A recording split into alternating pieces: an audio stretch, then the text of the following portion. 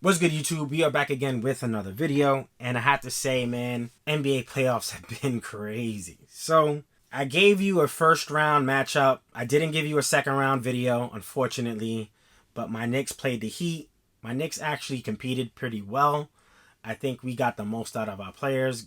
Brunson is phenomenal, but the Heat played too good, too smart. Jimmy Butler was really good. Bam played well. The role players played great, and they beat us in 6, right? I actually had the Knicks winning in 7, so I was wrong with that series. And then Boston played Philly. I actually thought Boston would have won in about 5 games.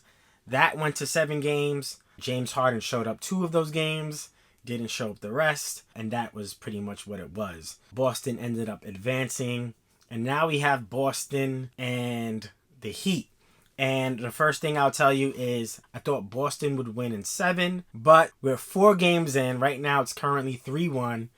And all I have to say is Miami looks like they're going to make it to the finals. I didn't expect Boston to be down 0-3. I think that was like super crazy. They just haven't showed up. And in game 3, they really just look like they didn't want to play. They won game 4. They're forcing a game 5.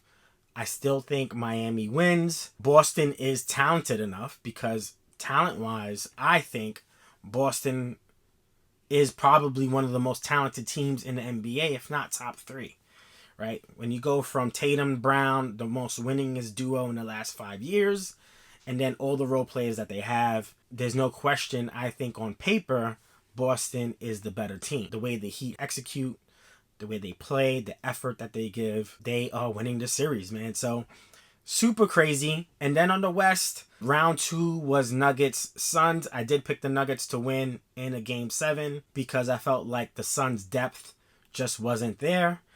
And then the Lakers played the Warriors, and I actually picked the Warriors, which I ended up losing that prediction because I didn't know the Lakers would be so effective. I thought the Warriors' offense would play well, but the only one who showed up was Curry, and the center, I forget his name, but, he played really well. Draymond didn't play so well. Clay played like ass. Poole played like ass. So there's that, right? The Lakers advance, and then they play the Nuggets. Just one of those series that, again, I didn't expect a sweep. I thought the Nuggets would win. I thought the Lakers would actually push them to at least 6-7. Energy LeBron has expended will eventually catch up because AD was giving you a great game every other game or every 2 games.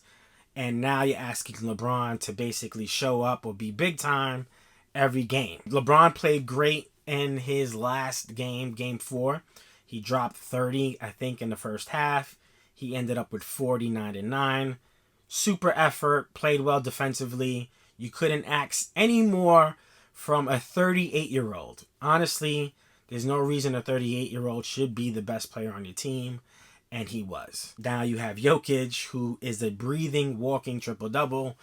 A lot of people got upset when I put that Jokic is probably the best overall, all-around player in the game, and he just simply is. Now, I am one of those guys that thought that the second MVP was a little bit too much because we haven't really seen Jokic play that well in the playoffs. It was giving us Steve Nash vibes, and I was completely wrong because he is better than Steve Nash. It just is what it is. Steve Nash has a major weakness on the defensive end, and Jokic almost has no weakness. He's not super strong defensively like maybe Giannis or Kawhi or certain other superstars, but he's smart and he knows how to position his body, and he could rebound and he can pass and he can score on all 3 levels.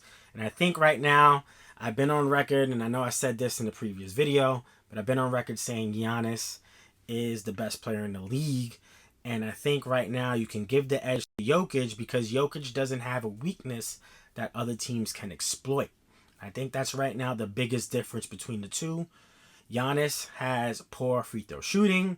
He has no mid-range jump shot, and he doesn't have a dominant post game, right? He has some post moves, but it's nothing you can go to, and he could destroy a smaller player, right? No reason Jimmy Butler should ever play Giannis as good and as great as Jimmy Butler is on the defensive side.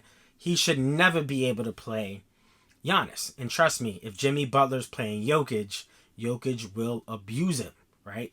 So you're going to get offensive scoring. You're going to get open shots for three. You're going to get a total offense built out of Jokic if you go small. I always felt like Jokic was top 5. You can even say top 3 because to me, Giannis, Jokic, Embiid, top 3. At some point, you could just pick any one of those 3 and it's hard to debate. I'm starting to now feel like Jokic has separated himself a little bit from the rest of the centers and the rest of the players of this league. I will do an official NBA Finals preview. Now it's going to look like the Nuggets, which are already in, probably against the Heat, and I think that's the best basketball finals matchup we can possibly have right now because those two are the best 2 teams from each conference. They're playing great basketball. One in the Denver Nuggets has a complete size advantage. One has grit, effort, skill. So that is it. I know I kind of gave you a little bit of a recap, but I think the Nuggets win the NBA Finals regardless out of the 2 teams that are left in the East. I do think Miami ends up making it because to win 4 in a row, although it's not impossible, I think it's just a tough feat. If one of your players don't show up, Miami has great momentum. They are well coached. They have great players. So I will wait until that series is officially over and break down some things that I think the Nuggets and the Heat can exploit. On that note, I hope you enjoyed this video. We out. Peace.